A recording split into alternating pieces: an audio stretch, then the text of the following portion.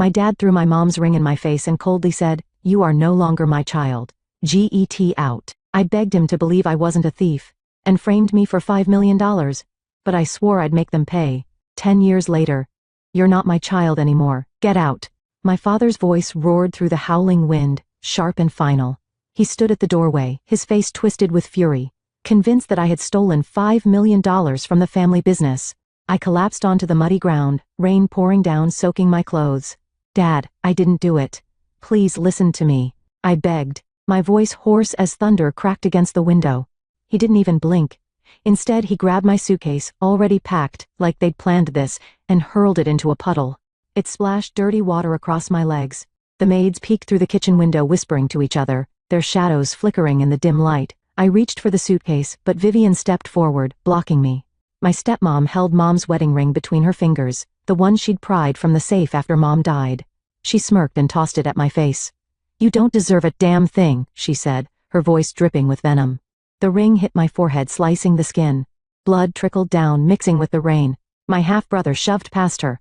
Before I could stand, he kicked me hard in the side, sending me sprawling toward the gate. "Get out, you thief," he spat. Aunt Susan, Dad's sister, stood by the porch, clutching her necklace like it'd protect her from some curse. "Go die with your mother," she yelled, her voice shrill over the storm. Ethan yanked the gate open, and with one last shove, I stumbled into the street. I cried out to my father to trust me, but instead he was cold. He turned back inside.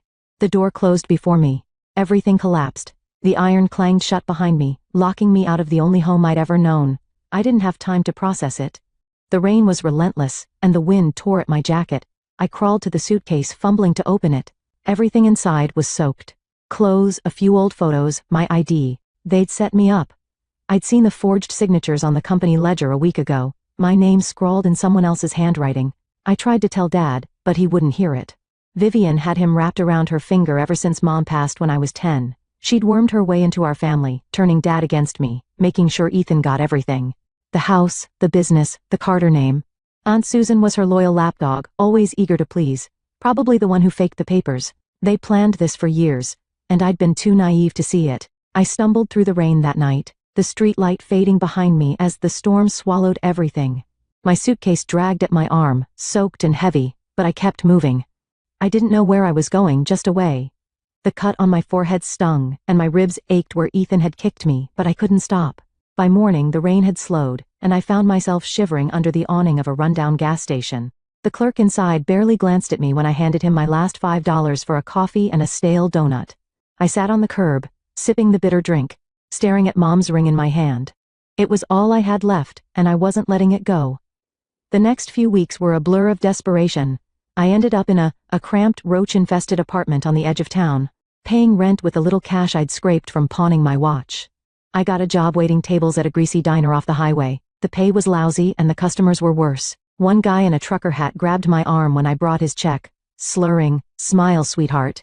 You look like hell." I yanked free and told him to shove it, earning a glare from my boss. Another night, a woman in a fake fur coat stiffed me on a tip and left a napkin with "loser" scrawled on it.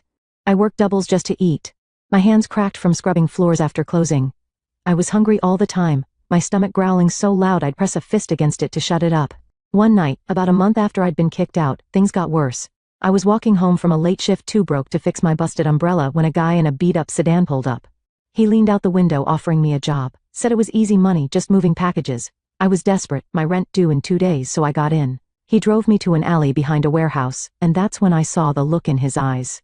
He grabbed my hair, pulling me toward the back seat, saying, "You're gonna earn this the hard way." Panic hit me fast. I fumbled in my pocket, found a rusty pocket knife I'd picked up for protection, and slashed at his arm. He cursed and let go, blood dripping down his sleeve. I bolted, running until my lungs burned, the gash he'd left on my shoulder leaking through my shirt. I hid in a dumpster for hours, shaking until I was sure he wasn't coming after me. That's when I met Jack. A week later, I was nursing a beer in the cheapest dive bar I could find, just looking for a place to sit and think. He slid onto the stool next to me, a wiry guy in his 30s with a faded leather jacket and scarred knuckles. "Looks like you've been through some shit," he said, lighting a cigarette. I shrugged, not in the mood to talk, but he kept going. "You look like you've got nothing left." I nodded, taking a slow sip of my beer. He told me his name was Jack, said he used to trade stocks on Wall Street until one bad deal ruined him.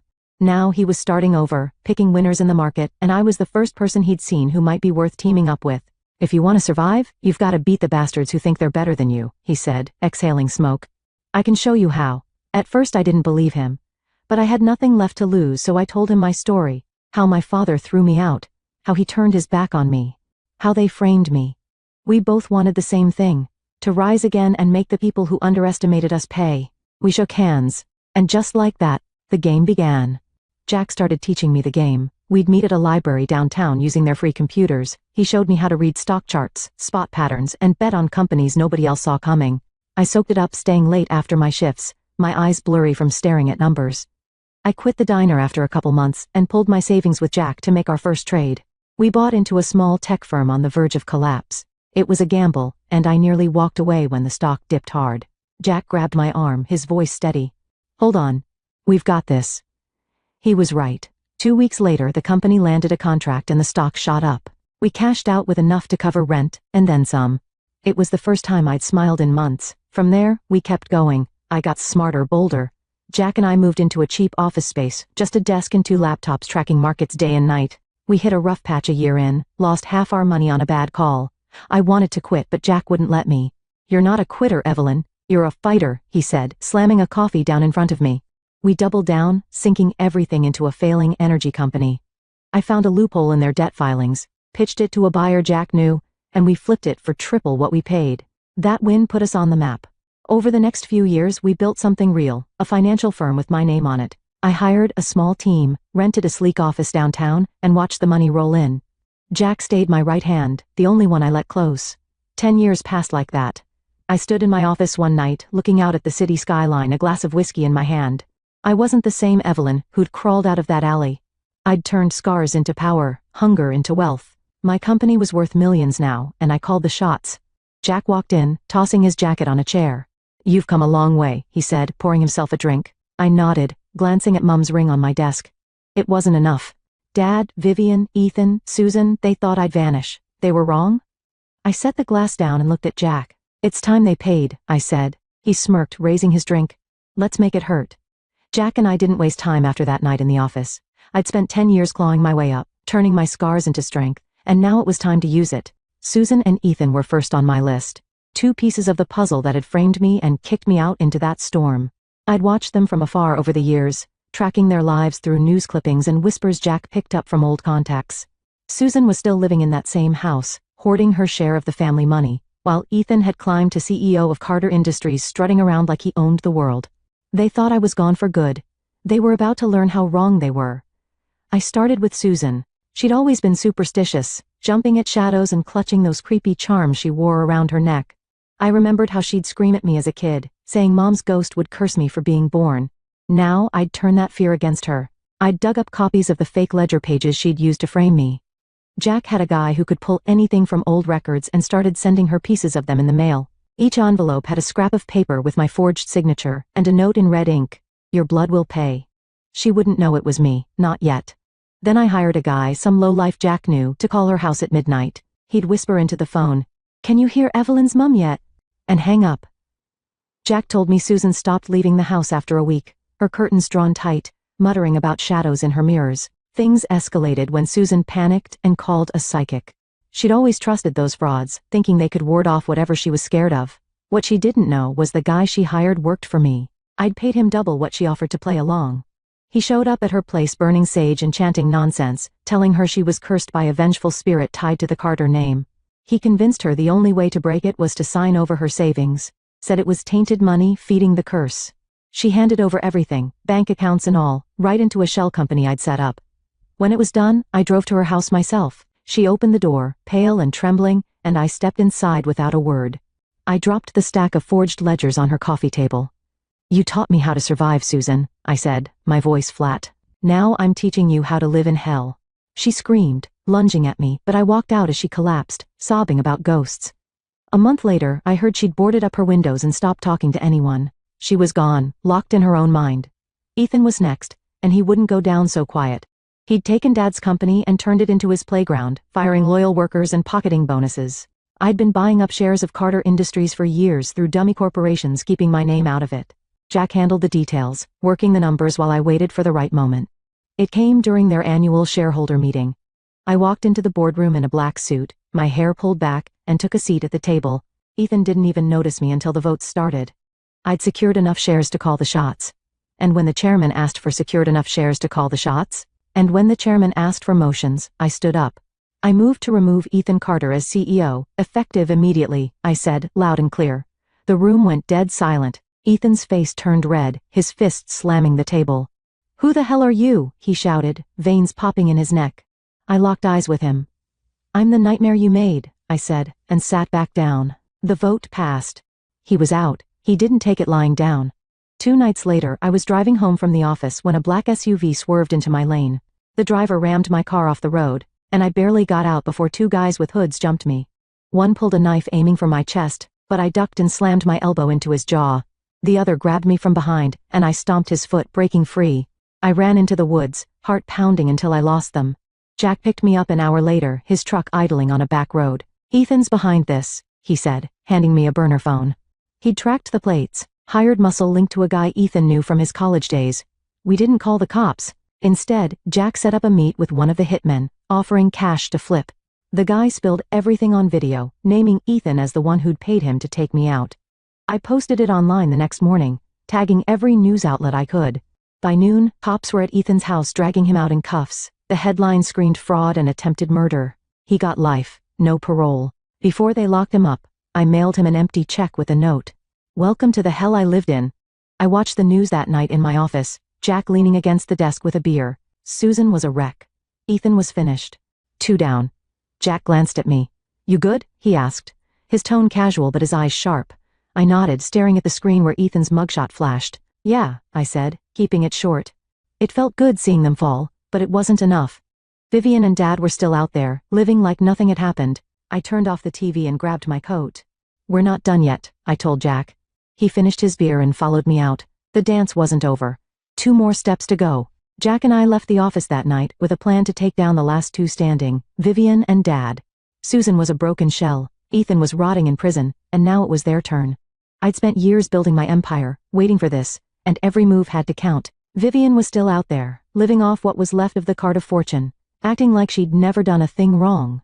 Dad was holed up in a retirement home, a shadow of the man who'd thrown me out.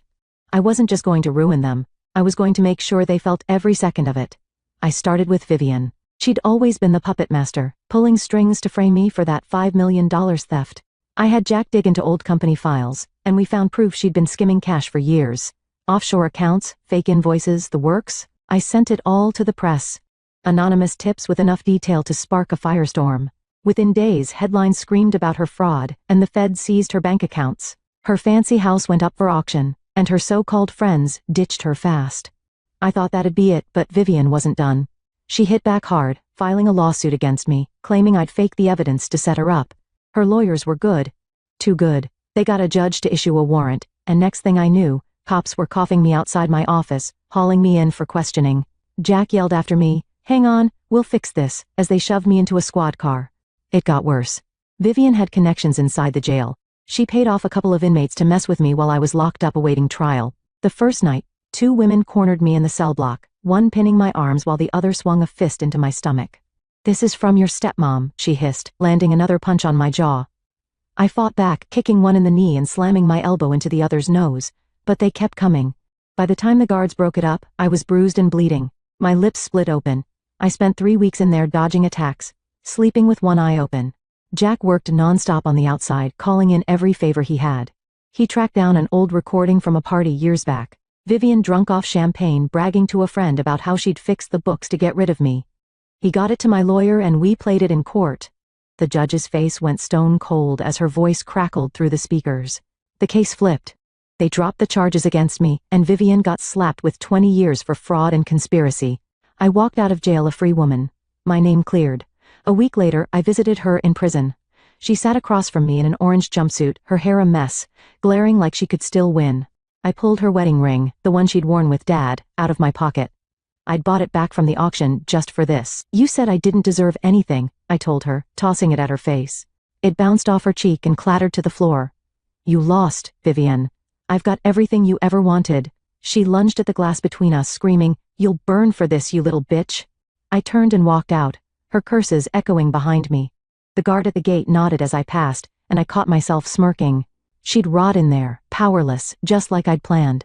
Dad was lost. He'd moved into a cheap assisted living place after the company tanked, too broke to keep up the old house. I found him sitting in a faded armchair staring at a TV that wasn't even on. He looked up when I walked in, his hands shaking as he tried to stand. Evil. He croaked, his voice weak. I messed up, kid. I'm sorry. I didn't move, just stood there with my arms crossed. You picked them over me, I said, keeping my tone even. Where are they now, Dud? He sank back into the chair, tears welling up. I pulled an old family photo from my bag, one of me, him, and Mum, before everything went wrong, and ripped it in half right in front of him. He flinched like I'd hit him, but I wasn't done. Then I found something I didn't expect. Tucked in a drawer by his bed was a letter, yellowed and creased, dated a week after that stormy night. It was in his handwriting, addressed to me. Evelyn, I shouldn't have believed her. I was wrong. Come home. Vivian must have intercepted it, kept it from me all these years. He wasn't pure evil, just a weak man who'd let her run the show. I stared at him, the letter in my hand, and he started sobbing. I tried to fix it, he said, choking on the words. I was too late. I didn't say anything for a minute. Then, I dropped the letter on his lap and pulled a check from my pocket.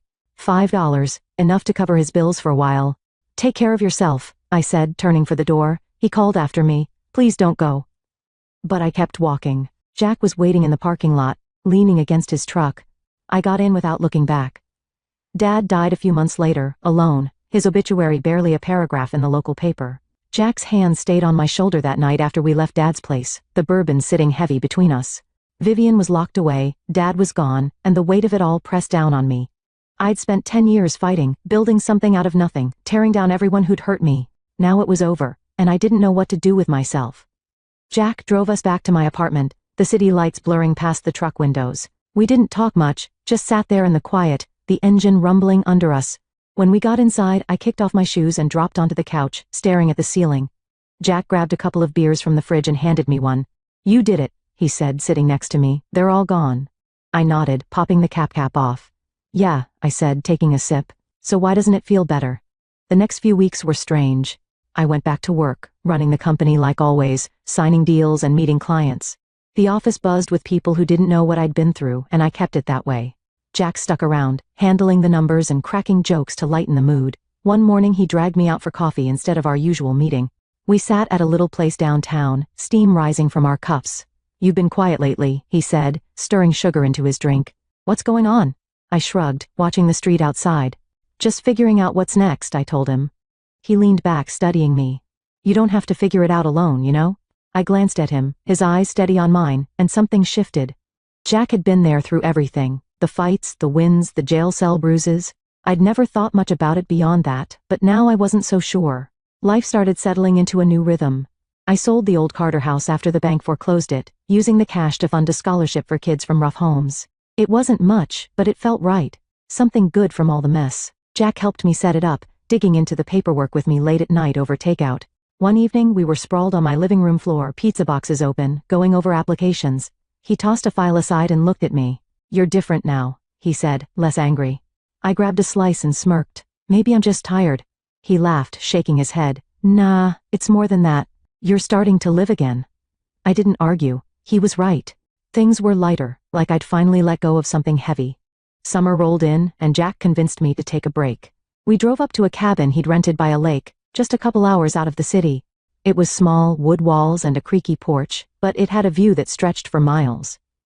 We spent the first day fishing, sitting on the dock with cheap rods we'd grabbed from a gas station. I caught a tiny bass and threw it back, laughing when Jack's line got tangled in the weeds.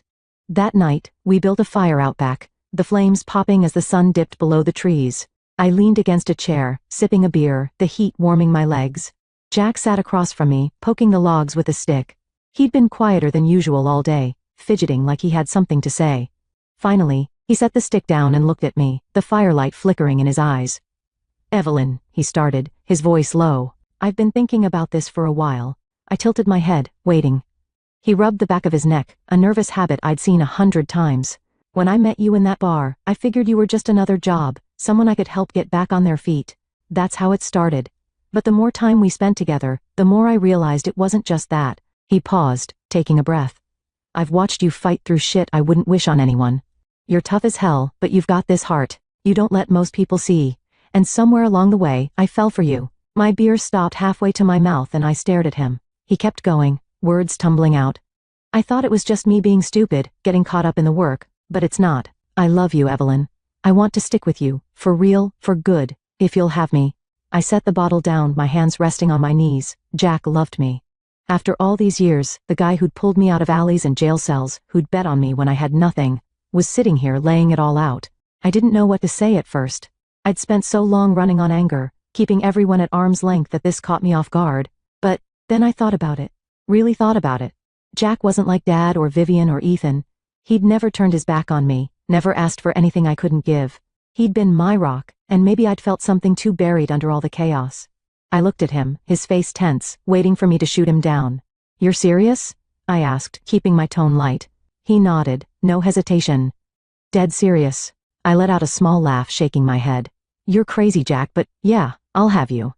His grin broke wide, and he stood up, crossing the fire to pull me into a hug. I hugged him back, his jacket rough against my cheek. And for the first time in forever, I felt something warm settle in my chest. We sat back down, closer now, the fire crackling between us. He reached for my hand, lacing his fingers through mine. "So what's the plan?" he asked. "We've got a whole weekend up here." I squeezed his hand, looking out at the lake. "Let's just stay like this for a while," I said. "No fighting, no plans, just us." He nodded, leaning back with me, and we watched the stars come out, one by one. The next morning I woke up to coffee brewing and Jack flipping pancakes on a tiny stove. We ate on the porch, the air cool and crisp, and I caught myself smiling more than I had in years. Later we hiked a trail nearby, winding through pines until we hit a clearing with a view of the water below. I stood there, catching my breath. Jack beside me. "This is it," I said, more to myself than him. What I'd been missing. He slipped an arm around my waist. "You got it now," he said, and he was right. The revenge was done. The past was buried, and I'd found something better. Someone who saw me, all of me, and stayed. I wasn't empty anymore. I was happy. If this story struck a chord with you, show your support with a like. And don't forget to subscribe to Revenge Story for more gripping tales of justice, betrayal, and redemption. We'd love to hear your thoughts. Drop a comment and share your own experiences.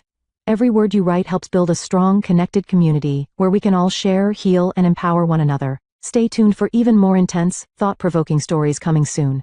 We're here to bring you the best, packed with emotion, drama, and the sweet taste of karma. See you in the next one.